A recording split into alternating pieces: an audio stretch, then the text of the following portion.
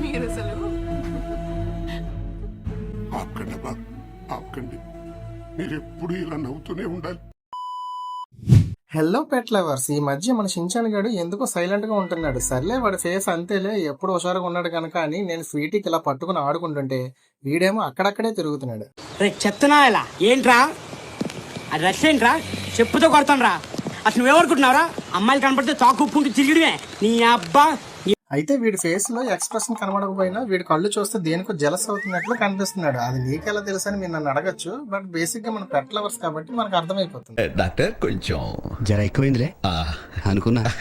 వీడిని నేను అస్సలు పట్టించుకోవట్లే అంట. బయటికి తీసుకెళ్లి చాలా రోజులు అయ్యిందని, అలాగే స్వీటీని ఎత్తుకుంటున్నావు, నన్ను అస్సలు ఎత్తుకోవడం లేదని అంటున్నాడు పొట్టినా కొడుకు. మొత్తానికి వీడు బయట ఆడియన్స్ కి ఏదో చెప్పాలని అనుకుంటున్నాడని అర్థమైంది. అన్నయ్య ఈ నా కొడుకుని నమ్మద్దండి, అమ్మా వదినమ్మా ఈ నా కొడుకుని నమ్మద్దండి.